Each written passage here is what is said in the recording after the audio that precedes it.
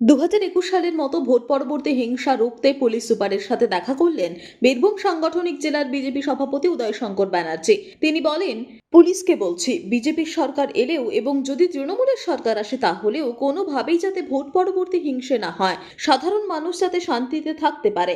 নির্বাচনের পর বীরভূমের বেশ কয়েকটি জায়গায় এই ধরনের ঘটনা ঘটেছে, সেই ঘটনা যাতে আর না ঘটে। বীরভূমে এবছর নির্বাচন হয়েছে নির্বিঘ্নে, কোনো রকম অশান্তি হয়নি, সে কারণেই ভোটের পরেও যাতে অশান্তি না হয় তাই পুলিশ সুপারের দ্বারস্থ হয়েছে।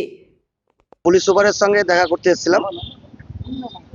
বিষয় দেখুন, 2021 সালে আমরা ভোট পরবর্তী যে হিংসা বীরভূমের বুকে দেখেছিলাম, পাঁচটি মার্ডার, নানুর থেকে শুরু করে দুবরাজপুর থেকে শুরু করে প্রত্যেকটা জায়গায় যেভাবে ভোট পরবর্তী হিংসা, মার্ডার, রেপ যে ঘটনা ঘটেছিল, সেই ঘটনা যাতে পুনরাবৃত্তি না ঘটে।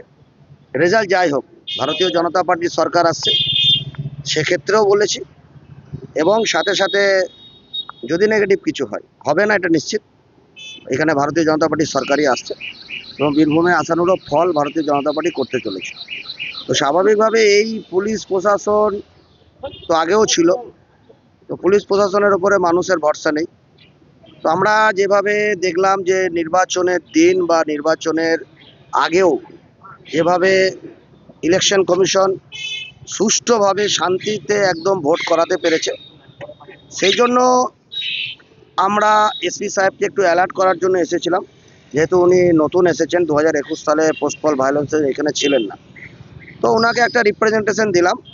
ভোট পরবর্তীতে 2-3টে জায়গায় বিক্ষিপ্ত ঘটনা ঘটেছে। সাঁইথিয়া পিএসের আন্ডারে ইলেকশনের দিনে আমাদের ক্যান্ডিডেটকে এবং ক্যান্ডিডেটের ইলেকশন এজেন্টকে মারধর করেছে, মাথা ফাটিয়েছে। ইলেকশনের দিন রাত্রেবেলায় সাঁইথিয়া 16 নম্বর ওয়ার্ডে ঘটনা ঘটেছে।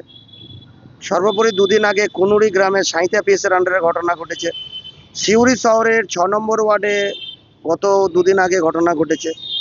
বিভিন্ন শহরাঞ্চলে, গ্রামাঞ্চলে, বিভিন্ন জায়গায় তৃণমূলী যারা খুচরো নেতা, তারা বিভিন্ন বিজেপির ঘরে ঘরে গিয়ে থ্রেট করে আসছে যে 4 তারিখে দেখে নেব।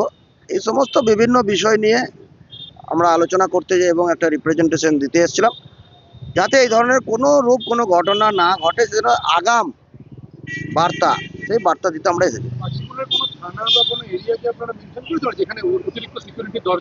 তো সাঁইথিয়া দেখুন, আশঙ্কা প্রকাশ যেভাবে 2021-এ ঘটনা ঘটেছিল, আবারও বললাম, সে 21-এর ঘটনার পুনরাবৃত্তি যেই দলই জিতুক, নির্বাচন হয়ে গেছে, মানুষ রায় দিয়েছে, মানুষের রায়ে এখানে ভারতীয় জনতা পার্টি সরকার করছে।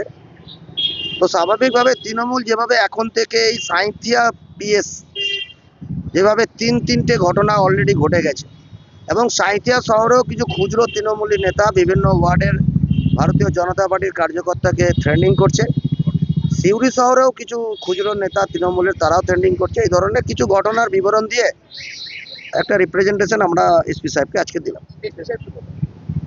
এসপি সাহেব একদম স্টেপ আগেও নিয়েছে। ইলেকশনের দিনে দেখুন, কোনো ভায়োলেশন কোথাও হয়নি, কোনো মার্ডার হয়নি, কোনো বোমও পড়েনি বীরভূমের বুকে, বিশেষ করে তো রাজ্যে তো পরেইনি। দেখুন, আমাদের সহসভাপতি বাবনদা যেটা বলছে, ওই মতে আমরা একমত। সর্বোপরি ওসিদের ভূমিকায় আমরা খুশি না, কিন্তু ওসি সাহেবদের উপরে যে সমস্ত কর্তারা আছেন, সর্বোপরি পুলিশ সুপারের কাজে খুশি না মানে সম্পূর্ণ 100% না দিলেও আমরা যথেষ্টই মানে মোটের উপর লাভ আছে। হ্যাঁ, ওনার তো ভোটের দিয়ে দেখুন, সর্বোপরি বীরভূমের বুকে মানুষ যেভাবে দেখেছিল যে বোম পড়তো, মার্ডার হতো, মারামারি হতো, সেটা তো হয়নি। তো আমরা তো ওনার উপরে তো আশা আমাদেরকে অ্যাটলিস্ট রাখতেই হবে।